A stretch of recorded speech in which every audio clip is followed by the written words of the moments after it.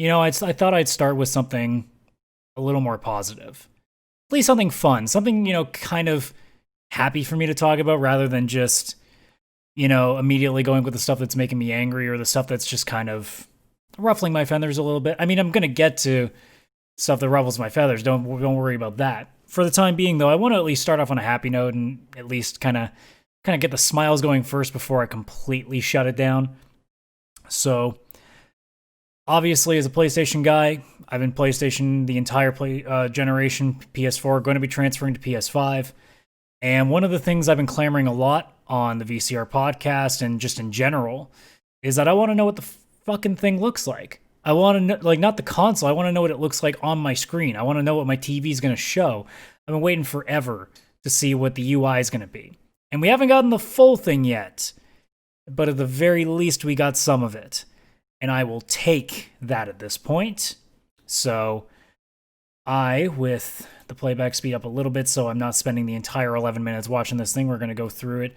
Probably going to pause in between just to kind of show a little bit here and there. Otherwise, we're going to kick it off with something that's actually making me happy, which would be the state of play that showed off the user experience. And let's get into that right now. Hi everyone, I'm Hideaki Nishino, and I head up PlayStation's platform planning and management team, which includes product and UX design. Today, we are finally going to give you a look at the PlayStation 5 user experience. We will see some of the a month from launch, by the way, together with the hardware network to deliver a truly next-generation experience. Our vision for a PS5 user experience is simple.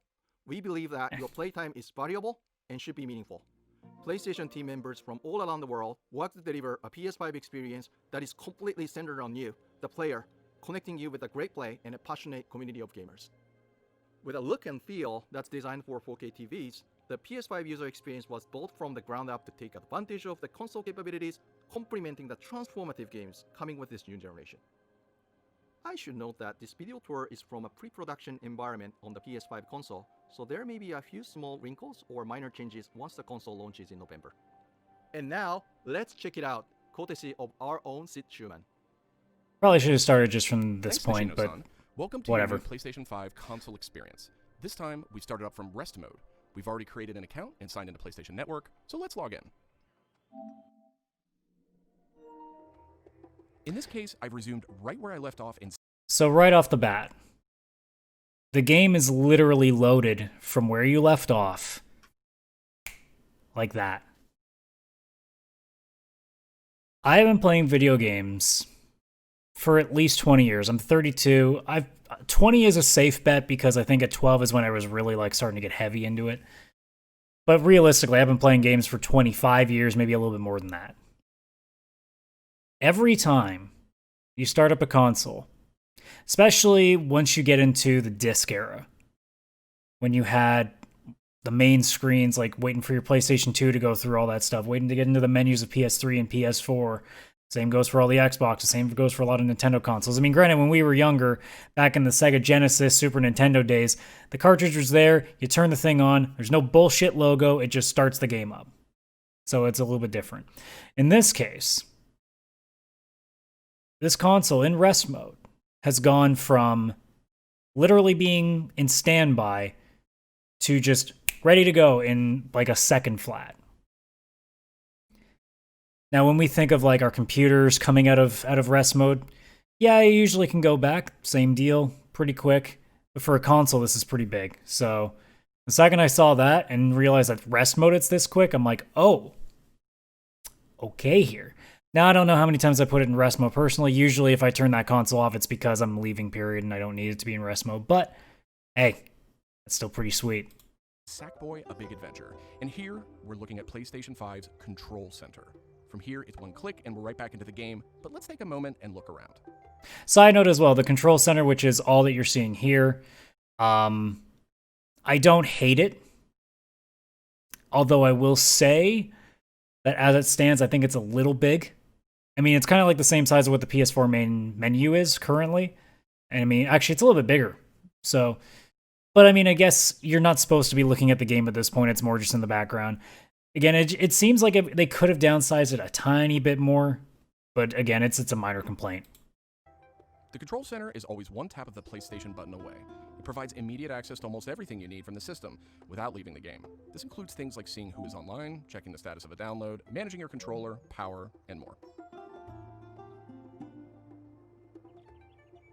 These colorful characters are called cards, and they let you interact with games and the system in a variety of ways. First, as we've just resumed, the Control Center is showing... No offense to them, they didn't need to call it cards. They could have just said it was nothing. Like, it's nothing special. The fact that they named it is, again, one of those unnecessary, like, marketing things where they feel like they have to do something for everything just to justify their job. Just one of those little things that I'm like, they didn't need that. In this row, and we call them activities. Activities are part of the plan to remove barriers to gameplay. Let's get an example of one way they're used in Sackboy: A Big Adventure. With a tap of the PlayStation button, I'm back to playing the game. Sackboy: A Big Adventure is packed with things to discover, and each level represents one type of activity I can play, many of which I can go back to later to discover more. I tap the PlayStation button to bring up the Control Center again. I can see a number of available activities, both active and suggested by the system. Let's take this first one, A Big Adventure, as an example. By the way, you know trophy hunters are going to love this. I'm at 33%. Let's open it up and see more. Here I can see more information, including key objectives I haven't met. And I'm seeing a very important piece of information here. It says about 10 minutes left. This is PlayStation 5's personalized playtime estimate, giving me an idea how long it will take me to complete this activity. This is cool. Now, it's a very minor thing. It seems like a very innocuous thing, like very, very kind of almost pointless in a way. But if you have, you know, if you're thinking like, okay, I need to leave by this time because I got to go to this like gathering or something, like, or if you got to go to work, if you can look at something and say, hey, on average, it's taking people 10 minutes and you have about 20, 25 minutes before you need to leave, that's pretty awesome because it gives you an idea that, hey, like, okay, I can just finish this thing and feel like I completed something and then I can go. Or in the sense of like, if you're trying to finish one thing here and you're just like, think of like that old kid, like the old like scenario where you as a kid and your parents are calling you down for something and you always would say, oh, 5 more minutes. Now you can literally say, hey, it's going to take me like 10 minutes to finish this. Are we cool? And that way you can kind of give them like a pretty sure idea. That's kind of neat. Again, very, very little feature here, but in the end, it's actually pretty nice that they're giving something like that out there. Very minor detail, but again, it's one of those things that for some people is going to be actually a lot bigger deal than most people would think it would be. Some activities even let you jump directly to that place in the game. But there's more to see here. For another example, let's open that activity back up. It's up the speed again. Hopefully it's a little bit. Looks like I missed an objective to find the monk robes. Yeah, that's good enough. Looks like I need a little help. Some in-game activities, like this one, offer official game help. Game help is included as a benefit for active PlayStation Plus members in some PS5 games. In this case, I can open up that objective to get some hints without resorting to a web search or digging through long videos or articles that might contain spoilers. This particular hint is a video, and I can play it here in the card, and I can expand it to get a bigger view without leaving the game. Sometimes it's really useful to be able to see the hint on screen while you play. This is really cool. Now, as somebody who spends a lot of time playing games and gets stuck and immediately just goes, you know what, I don't want to spend time with this anymore. I'm just going to go to YouTube and watch it myself. And what I'll normally do is I'll have it like on my phone or a tablet or something and kind of periodically like do this over and over again just to kind of keep an eye on it while I'm trying to play at the same time. This allows you to do this without never having to keep your eyes away from the screen you're already playing on. It's, again, such a little thing, but it's so perfect.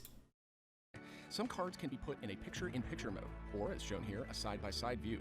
Super cool. And if you pin a card, you can access it via the Control Center at any time. Now let's go find those rascally monk robes. Thanks, Game Help. The team at PlayStation wanted to make it really easy to chat with your friends on the PlayStation 5 console. So let's check out how I don't think they would agree with that right now with the 8.00 update on PS4. Join the voice chat that my friend just entered. Now, my friend could have done this on the PlayStation app for mobile devices, from a PS4, or in this case, from a PS5. The DualSense controller features an integrated microphone too, so I could start talking right away. But I always have the ability to hit the mute button on the controller or in the menus. Parties take on an expanded role with PS5, and they now provide persistent spaces to connect with groups that you play with. Here I have a couple of friends chatting away in the party. One of them has started sharing their screen with the group. I still don't know how many, like, why most people would actually share their screen more often than not. Like, I'm not sure why a lot of people would ever do that. It's one of those little things, and I'm like, like, Discord allows me to do it too. It's pretty rare that I need to. Again, this is cool. Access at any time via the control center too, but let's dismiss it for now. A side note that me and the VCR podcast guys were thinking about is that this could be really useful too if it's not just related to like very specific things like streaming or the hints. If you can use this with a media app, for example, like YouTube, like the YouTube app, or Spotify, you can have that in the background. Or even crazier, like my buddy was talking, was like, man, if only I could like watch, like, say, a sports game while I'm playing games. If for example, because here in Canada we have the Sportsnet app, which is our sports streaming app that PlayStation allows. Can you imagine, you know, like, say, like, I'm a big baseball fan, so I want to catch the next playoff game that's going on right now. But I really, really want to grind out these levels in this game too. So I can't really do both without like having two TVs and going like this constantly, like periodically looking away from it. Here, I could have, you know, the game over here, and like it's only taking up about that much of the screen. It's not taking up a whole lot. Kind of like what my my webcam window is right now. And I could still play my game without really interrupting much. That's really cool.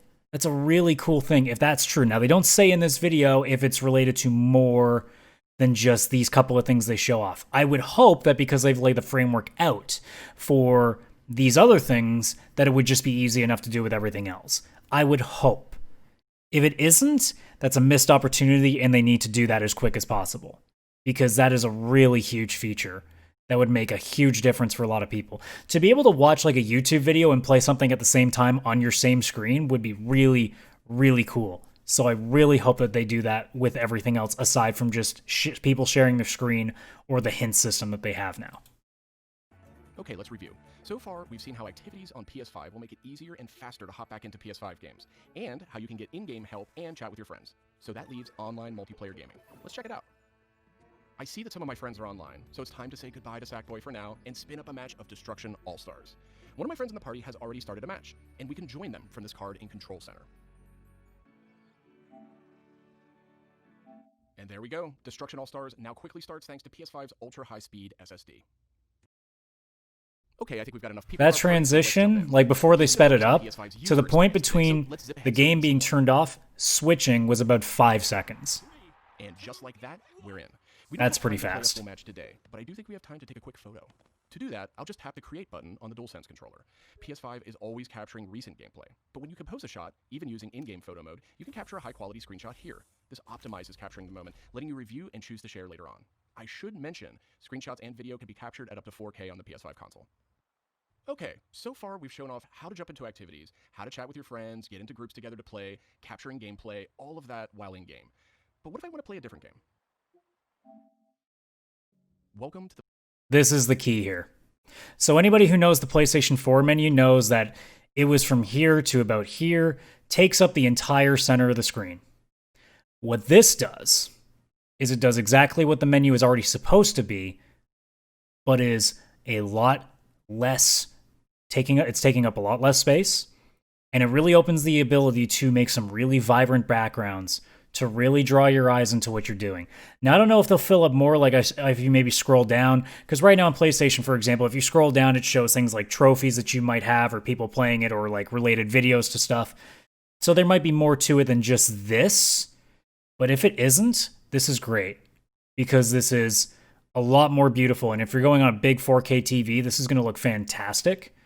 The other thing, too, is that, I mean, it's covered up because right now I got the video in pause, but there's a games and a media screen, which means everything is separated still, which is worrisome because, as any PlayStation user knows, the media or the app screen is a very, very laggy piece of shit still. So hopefully that's fixed. But regardless, the fact that so much of the screen isn't taken up is really good. Now, they may have the option to like make it bigger because maybe some people need it for like smaller screens. That could be possible. I would assume it's possible. I figured they would make that kind of adjustment, because if you're doing this on like a really small monitor and you're like in a bit far away, then yeah, it might be a little bit hard to see everything. So I imagine they probably would have an option to make them bigger.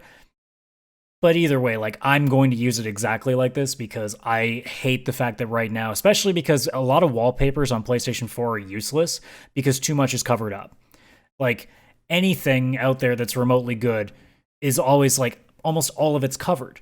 The one good one really was the one that came out for the Final Fantasy VII Remake with Tifa, because Tifa's actually superimposed over stuff, so it actually worked out nicely. It kind of made it almost look 3D-ish. But most wallpapers is literally just a still image, and all the apps cover it, and it doesn't make it look good at all. So more often than not, I just use the base color because it was just better that way.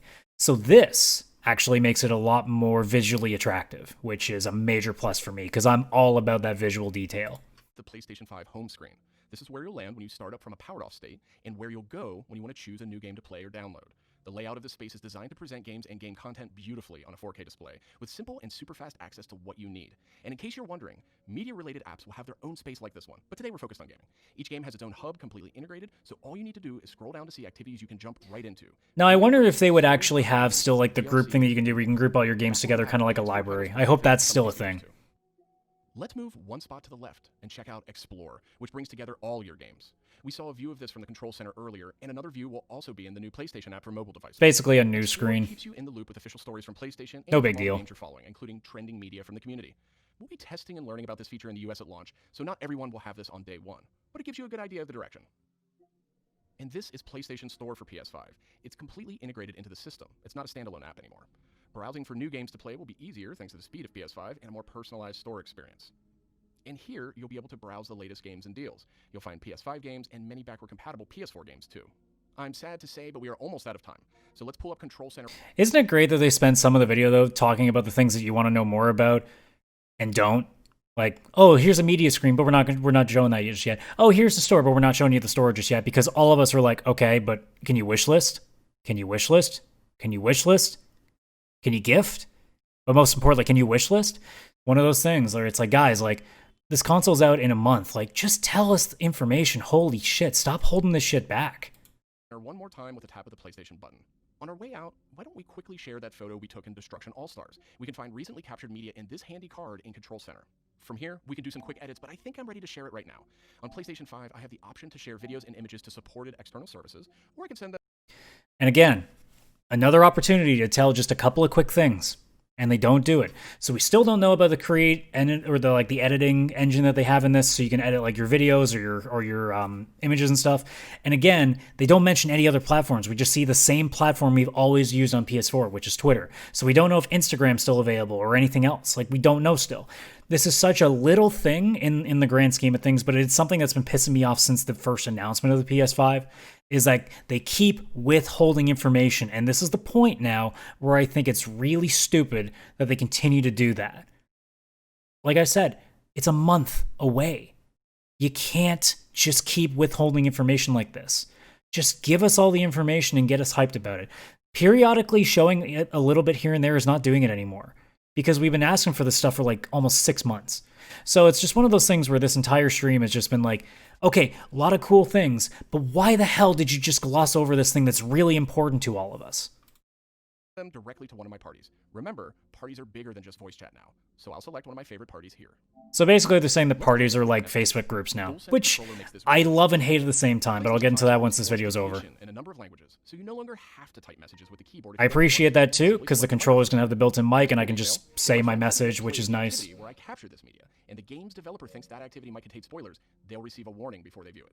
Well, I might have talked over that, but it's very nice too that if you do post something that might be spoilerish, and again, this is up to the developers to kind of institute, but if you put something in a party chat that might have spoilers, like a death in a game, something like that, they would actually put a cover over it that just in case nobody wants to be spoiled on this, they won't. And I think that's very nice, because that can also mean that people can't just spam spoiler stuff in the group chat.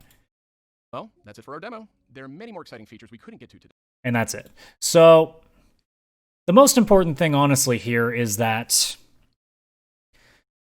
it looks beautiful. Like, visually, it looks absolutely gorgeous, and I'm very happy with what I'm seeing here. The problem is it just does the same thing that PlayStation has been doing for so long, which is just constantly giving you a little and then nothing else. And it's to that point where, again, like I said before on the podcast several times, and I'll say it here, I'm so tired of Sony right now withholding so much information still. And the closer and closer to launch we get is getting more and more infuriating, because by now we should have known about the Create tool. The fact that we don't is insane. Like, it should be such an important part of this console, and we don't know anything about it. We don't know about the stores because there's got to be added features. It can't just be the store. There has to be wishlisting and gifting. There's no way you can put out this new console in 2020 and not have these features. So why can't they just say that? Same deal with the media center. Like, why can't they say that as well? It just goes down to all these things where it's like, guys, how is it so hard to just say it? Why do you have to just keep like putting in little teases? Your console is out in a month. There's no point in hiding information anymore. Some people have already gotten their hands on it, and there's embargoes that are going away. Like, Xbox just got to lifted the embargo on what the running temperature is in that console. There's all these little things that just keep getting hidden. This wouldn't have happened as well as with COVID taking E3 away. All of these things would have been shown by now. So again, this is just a frustration of this specific year where all they're doing is withholding information. But realistically, like, I'm happy with what I saw. It's just little things still chipping away at me because it's been for like 6 months now. But that's not the only thing. Let's do one more. Actually, you know what? No, let's do the annoying thing first. And then we'll finish off with the happy thing, so I can at least be all smiles before I go into the really heavy stuff in a moment here. So, as I mentioned earlier, they were talking about, parties are different now. Well, parties right now aren't really functional on PS4 because the new update, the 8.00 update, has been nothing short of a catastrophe. Friends lists are breaking. Parties are being a lot more difficult to create. It seems like it's less of a just sudden thing and more of something you have to develop with like a certain group. Like, you have to actually set all this shit up. It seems a little bit over the top, like there's too many steps in this, so they could have they took away something that was pretty simple and kind of ruined it, and that's a little bit frustrating. But people, while are still being a little bit upset about that stuff, there are a lot of people that are being upset about something else, and that being that, party chat will now be recorded. Now, I say recorded because since 2013, they actually have been, but it wasn't really publicly addressed. This is the first time that Sony has openly said to all their users that this is what's going on. Now, the reason that they're saying it now is because in the new update, and this is setting it up for PS5, is that you're going to be able to report violations of the terms of service in party chats. So, for example, if somebody is being really racist to you or another person in the party, you can report that. You can clip out that bit, send it over, and it's reported. And of course, a lot of people are freaking out. Now, there are people that are just doing the whole thing of conspiracy and, they're listening to us kind of stuff, which is its own set of problems. But then there's the people that are outraged because, again, they think that, I can't curse or I'll get reported. I think that if it gets reported, I would imagine that somebody or at least a bot would listen in and see what sounds there are. If you could actually get a single report for just saying fuck in the party, and I don't mean like saying how you're gonna fuck, like if there's a girl in your chat and you're gonna talk about how you're gonna fuck her constantly, that might be different. The context is key here. But if literally just saying the word fuck could get you like a suspension or a ban, then we have a whole different conversation here. But I don't believe that's what's going on. What I believe is actually going on is simply, if you're being a really hateful piece of shit, you're gonna get reported. Now, at the same time, let's also keep in mind that how many times do we report people in games for hacking, for abuse like that, and rarely nothing happens. So I would kind of suspect that if you were going to get reported, a single report, unless somebody is actually listening to every single report, I think a lot of them are going to go through the cracks for a little bit. I think it's more if like several people in the same instance do that. So like, if within an hour of each other, about 3 or 4 different people in a party like report that person, I think that's a different story. But if it's just one person, I think there's probably a chance that, like a lot of things, unfortunately, that it might fall through the cracks because a single report could always just be a false flag, right? Because, I mean, let's be honest, with any reporting tool, people are going to abuse that system. It's just an inevitability.